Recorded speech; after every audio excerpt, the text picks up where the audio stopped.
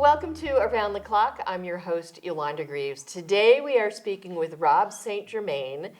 Rob, welcome to Around the Clock. Thank you, Yolanda. I think this is your first visit. No. No? No. Back a couple of years ago when we were doing stormwater, you had Doug and I on. Yes, we talked about, so in a very different role. Very different role. So we have Rob here today. He just stepped down as the chair of the Town Forest Committee. But as we learned, you have done a lot of volunteering here in town. I used to joke with people that, once I was a management consultant, and once I retired, Okay. suddenly the reality sets forth, when you've been working minimum 55, 60 hours a week for years, too many years, and suddenly it's like, oh my goodness. So I would joke with people that working for the town was cheaper than therapy. So let's step back a little bit. How long have you been in Ashland? Since 2001. Okay, and what brought you here? The town forest. Really? Interesting. I had, as a management consultant, it was going to be a month-and-a-half gig in Japan. Okay. And I was trying to get on Asian time, so I would be ready to hit the road when I got there. Okay. And I said to my then girlfriend, find me a house while I'm gone because this condo has paper-thin walls. Yep. She looked around and she found this house on Winter Street. I got off the plane from Japan. We looked at the house. It bordered the Town forest? Not actually the town forest, but the brook which leads into the town forest. Okay. So I walk out my door and I'm in the town forest just about. Wow. Wow. And for the remainder of the time that I was working, it was my sanctity. Management consulting is intense work. And I would come home from being away for a week or 2 weeks and go into the town forest and decompress. Wow. Now, since 2001 till now, our town forest has changed, and you've had part to do with that. We've expanded it. What made you want to get involved with helping out at the town forest? Well, since the time I moved here, there were 2 kiosks, one on Oregon Road Yep. and one on Winter Street. Yeah. And it was obvious that things weren't being maintained because the letters were falling off and they were unpainted and the forest needed some TLC. I learned that there was a forest committee and when some trees fell down at the entrance and I volunteered and went in and cut some trees. And so it just became obvious. And Yeah. I was on the open space committee for a while and got involved in Riverwalk, but then I also had heard I could get on the town forest committee. You can do more than one. You're allowed to do more than one committee. So I jumped at that opportunity. Okay, and you also spent time, as you said, on the stormwater. What made you want to get involved with that one?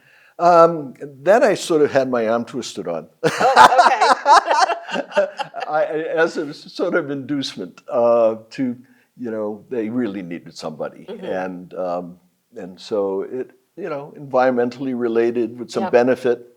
And I met with Regina, who was then working for the Public Works, DPW, and she was very convincing. She was. Oh, yeah, she definitely could convince people to do things. Yes. She was a wonderful employee while we had her. Yes, hopefully one day maybe she'll be back. Maybe.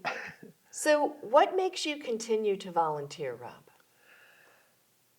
I think personal satisfaction. I did a lot of work when I was getting my MBA. I focused on organizational psychology. Okay. And during that, I remember reading an interview with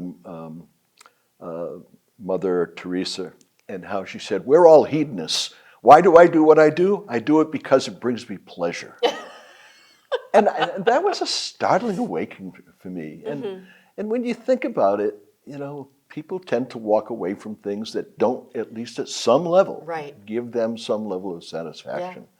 Yeah. And so I have to say, the town forest has fed me emotionally and physically. Yep. I'm going to be 78 in May. Wow. I am in far better shape than many men my age. Yeah. And I have to say, it's because of my work in the forest. Right. I would walk every single trail at least once a week. Wow. just to make sure that they Okay, were so clear. how many miles of trail are there in We our have town about forest? 10 to 12. How big is the town forest now? It's about 650 acres currently.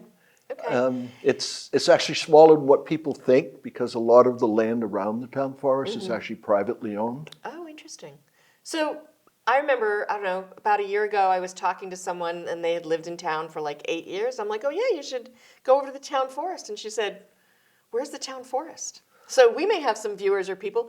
Where is the town forest? It's, well, it's a square mile Okay, of land in the northwest corner of the town. okay, So it borders on the west on Oak Street. It borders Okay. on the north on Salem End and Oregon. okay, On the east, it borders partially on almost Myrtle Street, but mostly Okay. Winter Street. Yep. And then on the south, there are some homes there, but essentially Corderville Road. okay.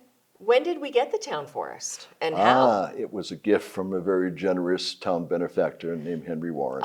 Okay, that explains a lot. Yeah, so Henry saw the wisdom, but times have changed. Yeah. What Henry saw was an opportunity to secure woodlot if in case there was some Oh. problem getting fuel for homes. We Okay. had the town forest, which could be cut and used to heat homes. Wow. That was the original rationale. Okay, and what was it? If it wasn't, I mean, was it forest It land was, or it was, farmland or? well, in the northeastern part of the United States, farmland had begun to lie fertile, unused. Right.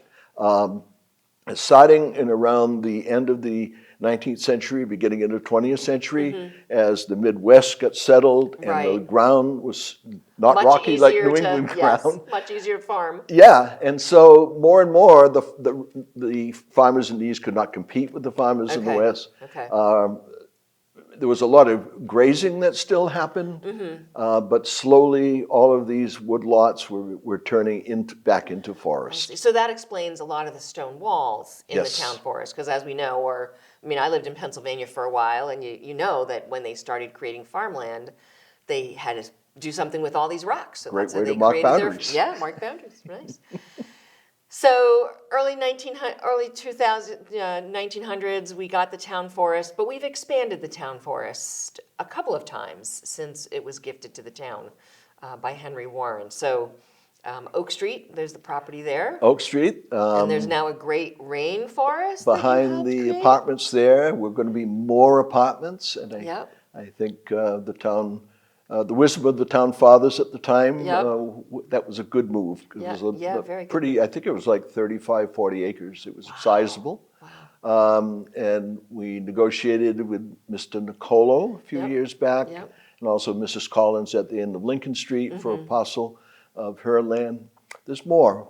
Yeah. There's some land that cuts right into the forest that we really Would should be good to- acquire, and hopefully the town in its wisdom will We'll be keep able to do looking that at it. at some point. Good.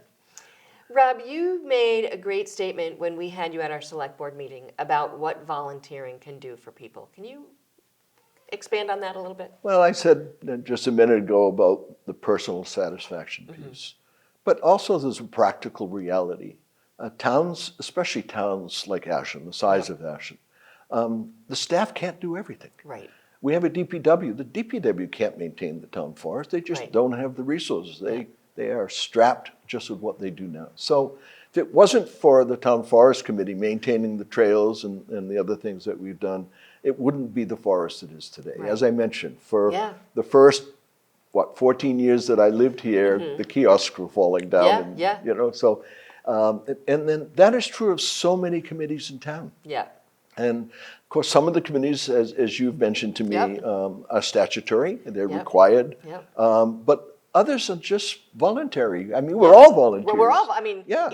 and I think it's amazing sometimes when you're talking to people and I'm like, yeah, I'm going off to do my volunteer job. And they're like, but you're an elected select board member. I'm like, yes, but all of our elected people in town are volunteers. We volunteer our time. And you also made a statement how it's enjoyable. And I have that is. same feeling. People say, well, how long are you going to continue being a select board member? I said, well, I'm still enjoying it. So I think as long as you're enjoying what you do and you feel like you can still give And value. you're making a difference. Yeah. You- Well, the sometimes you five of wonder, but- the five of you are making a difference. in my case, as part of the town forest Right. and you know, And stormwater and other things and open space. I mean, I've worked with Girl Scouts and Boy Scouts. I helped them with their projects. Yeah. It's just very personally rewarding. I mean, Yeah. what am I going to do? Sit home and watch TV? There you go. There you go. Well, Rob, thank you for taking some time to chat with us, and thank you for reminding me that I had you on before, because that means I can't ask you my usual question, but that's okay. So now that you're no longer on the Town Forest Committee and you're still retired, what do you plan to do with your time? Oh, well, I'm still going to help out. Okay.